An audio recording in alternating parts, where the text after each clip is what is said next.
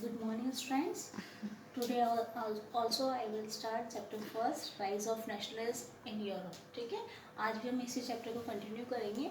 कल हमने बात करी थी रिवोल्यूशंस जो हुए थे, उसके बाद कैसे जर्मनी और इटली में जो है यूनिफिकेशन हुआ, एकीकरण हुआ. यानी जर्मनी और इटली भी जो है अलग अलग टुकड़ों में बटा हुआ था. वहाँ के जो लोग थे उन्होंने जर्मनी को कैसे यूनिफिकेशन में लेकर के एक नेशन बनाया, कैसे एकीकरण करके उसको एक राष्ट्र के रूप में वो बनाने लगी. ठीक है, उसके बारे में हम पढ़ेंगे the making of Germany and Italy. ठीक है, आफ्टर 1848 के बाद जो है आपके नेशनल्स जो यूरोप में था वो, जिसमें डेमोक्रेसी और जो रिवोल्यूशन की बात थी, जो कि आपके लिबरल्स जो चाहते थे कि हमें डेमोक्रेसी मिले या रिवोल्यूशन मिले, उसको सबको जो है हटा दिया गया, ख़त्म कर दिया गया था. ओनली वहाँ पे क्या थे, कंजर्वेटिव्स थे.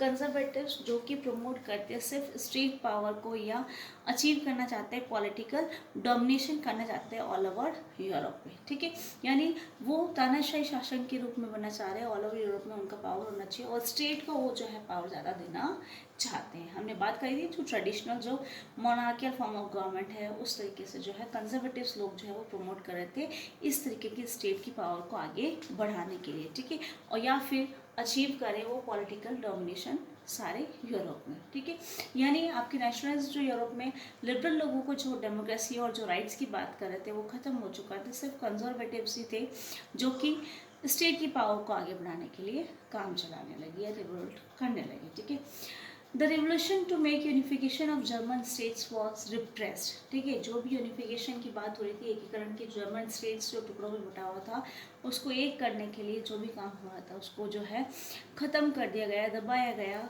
समाप्त करने के लिए. किसके द्वारा करवाएगा? By combined forces of monarchy and military.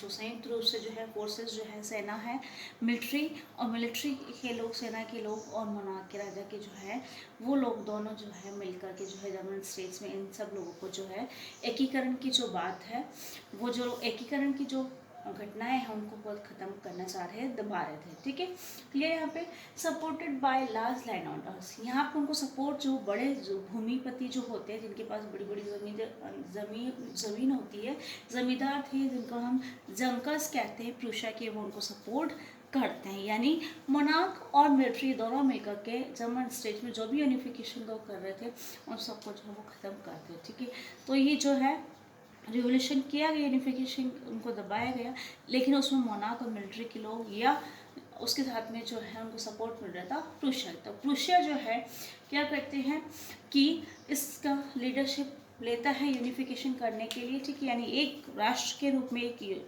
Nation के रूप में जो है जर्मनी को लाने के लिए, बनाने के लिए लीडरशिप किसको मिलती है? प्रूशिया को. तो प्रूशिया इसका फ़ायदा उठाता है और यहाँ पे जो इसकी लीडरशिप लेकर के उसके बाद वहाँ पे चीफ मिनिस्टर कौन बनता है? Auto Bismarck. यहीं पे आपके क्वेश्चन बनता है, एग्ज़ाम में आता है कि आपके आर्किटेक्ट कौन कहलाता है? जर्मनी का. ठीक है, तो यूनिफिकेशन ऑफ जर्मनी,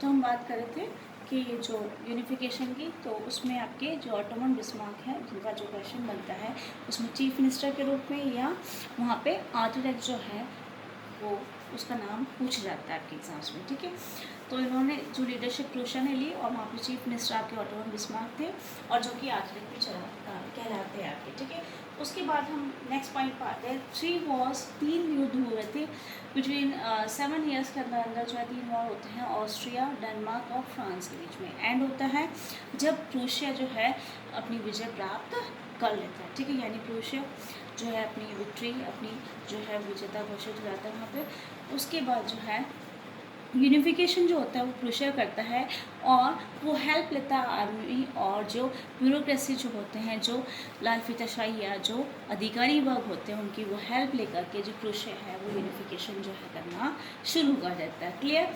तो प्रूशियन जो डोमिनेंस है उसके अकॉर्डिंग, यानी तानाशाही प्रूशियन जो स्टेट है उसकी शुरू हो जाती है, उसने फ़ायदा उठाया और यहाँ पर चेंजेस करना शुरू कर दिया.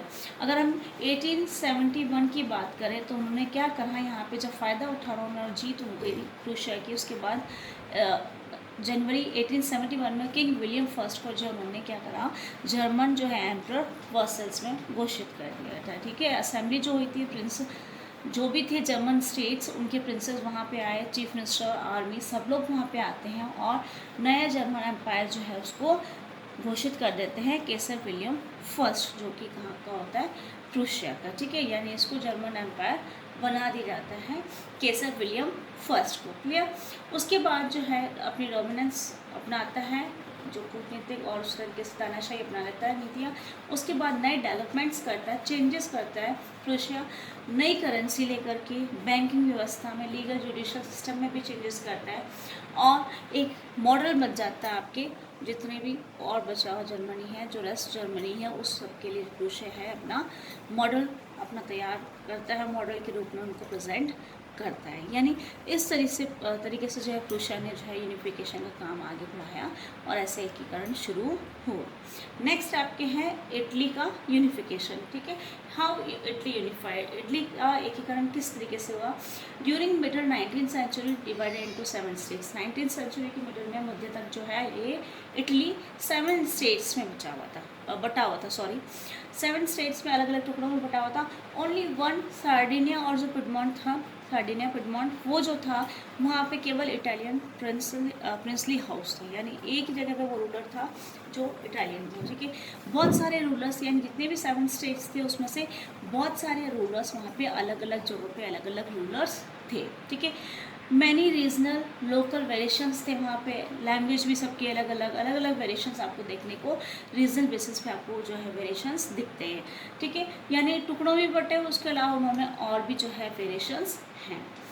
उसी समय 1830 की बात करें तो गिसेप मैज़िनी जो है वो इटालियन रिपब्लिक की बात होती है, यहाँ पर घोषणा करते हैं कि हम इटली को जो है एक रिपब्लिक जो है राष्ट्र बनाएंगे।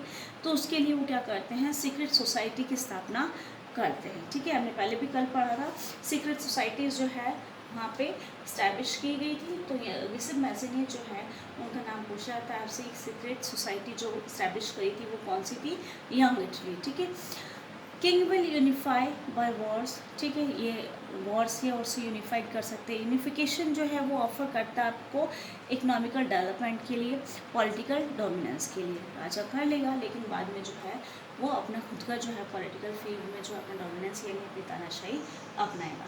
उस समय जो है चीफ मिनिस्टर क्या वो होते हैं, वो स्टार्ट करते हैं इस मूवमेंट को, इसको यूनिफिकेशन की तरफ ले जाने के लिए, यानी इटली का एकीकरण करने के लिए चीफ मिनिस्टर क्या वो जो अपना योगदान देते हैं। वो जो हैं जब अपना योगदान देते हैं तो वो उस समय ना तो वो रिवोल्यूशनरी थे ना ही वो डेमोक्रेट थे ना। ठीक है, तो ये उनके बारे में भी पूछा जाता है। 1859 की अगर हम बात करें, through diplomatic alliance with France, Sardinia Piedmont defeated Austrian forces. जब 1859 में जो है कूटनीतिक जो आपके संबंध होते हैं उसमें जो है फ्रांस जो है, सार्डिनिया और पिडमॉन्ट जो है ये हार जाते हैं ऑस्ट्रियन फोर्सेस। ऑस्ट्रियन जो फोर्सेस होती है उनको ये हरा देते हैं।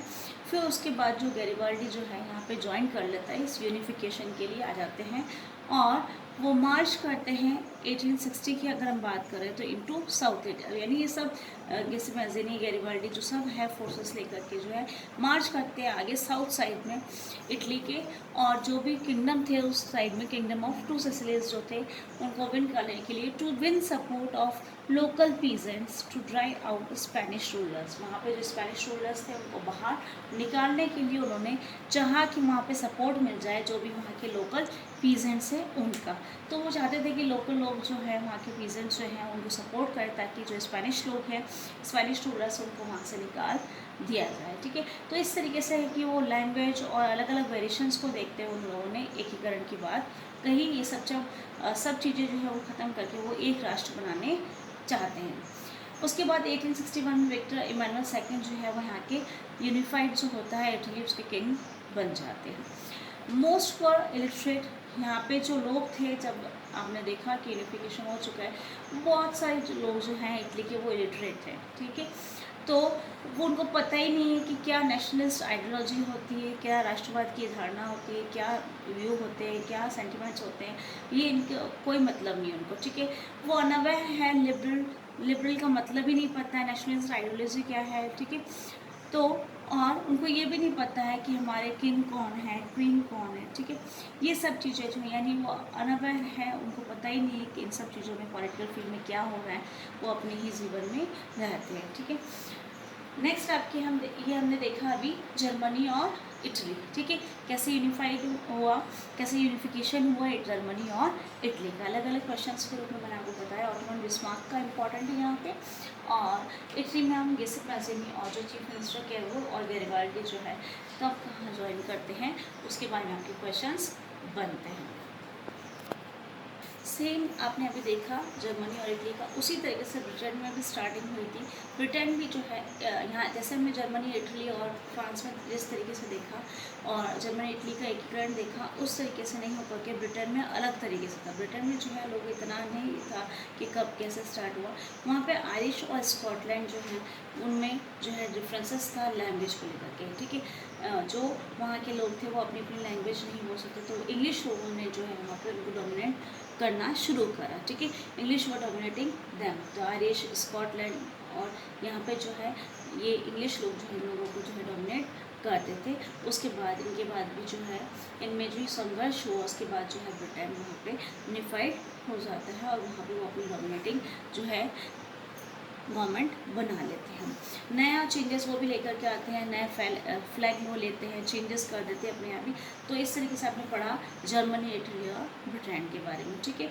उसके बाद आपके आता है विजुअलाइजिंग द नेशन, कैसे आप एक राष्ट्र को जो है रिप्रेजेंट करते हो। उस समय की अगर हम बात करते हो, आर्टिस्ट जो होते हैं 18th और 19th सेंचुरी में जो है वो पर्सोनिफिकेशन देते हैं, उपमा देकर के इस नेशन को जो है अपनी उस समय जो है पोर्ट्रेट बनाते हैं फीमेल फिगर्स के रूप में। आपने देखा होगा एक एलेगरी के रूप में जो है फ्रेंच रिवॉल्यूशन के आर्टिस्ट जो है उन्होंने भी जो है पोर्ट्रेट करे हैं कुछ आइडियाज़ अपने, जैसे लिबर्टी जस्टिस को आपने पढ़ा था फ्रांस का रिवॉल्यूशन, उसमें फर्स्ट स्टार्टिंग जो पिक्चर से दे रखा है। यानी आप कैसे एक राष्ट्र को देखते हैं, उसको रिप्रेजेंट करने के लिए आर्टिस्ट जो है इन पिक्चर्स को काम में लेते हैं। नेक्स्ट आपके जैसे आप देख सकते हैं जर्मनिया, जो आपके एलेगरी है आपके जर्मन नेशन के लिए, जो कि आपको विजुअल रिप्रेजेंटेशन देता है। जर्मेनिया जो कि एक क्राउन ओक लीव्स का पहना हुआ जर्मन ओक स्टैंड करता है आपके हीरोइज्म के लिए। उसके बाद आपके नेक्स्ट आपके आता है कि कैसे आपके नेशनलिज्म और इम्पीरियलिज्म जो है आपके लिए इम्पॉर्टेंट होता है, ठीक है। तो ये था कि आप नेशन को कैसे जो है रिप्रेजेंट कर रहे हैं। नेक्स्ट टॉपिक हम कल स्टार्ट करेंगे नेशनलिज्म और इम्पीरियलिज्म, ठीक है, कि ऑल ओवर यूरोप में जो है इम्पीरियलिज्म जो साम्राज्यवाद है वो किस तरीके से फैलाया गया और बाल्कन जो रीजन है उसकी जो सॉल्व कैसे प्रॉब्लम करते हैं उसके बारे में हम पढ़ेंगे, ठीक है। तो आज आपने पढ़ा जर्मनी और इटली का एकीकरण, ब्रिटेन, और कैसे आप एक राष्ट्र को रिप्रेजेंट करते हैं। अलग अलग जो आपके आर्टिस्ट है उसको कैसे नेशन को देखते हैं। आपने जब आप पढ़ेंगे 3rd चैप्टर आपके हिस्ट्री का नेशनलिज्म इन इंडिया, उसमें भी आपके देखने को मिलेगा कि किस तरीके से आप एक राष्ट्र को जो है रिप्रेजेंट करते हैं। जैसे आपके राष्ट्र का भारत माता के रूप में आप रिप्रेजेंट करते हैं, जो भी आर्टिस्ट है आपके इंडिया के, इस तरीके से आपने भी पढ़ा, उस तरीके से आप रिप्रेजेंट कर सकते हैं। कल हम कंटिन्यू करेंगे इसका जो लास्ट टॉपिक है, क्लियर।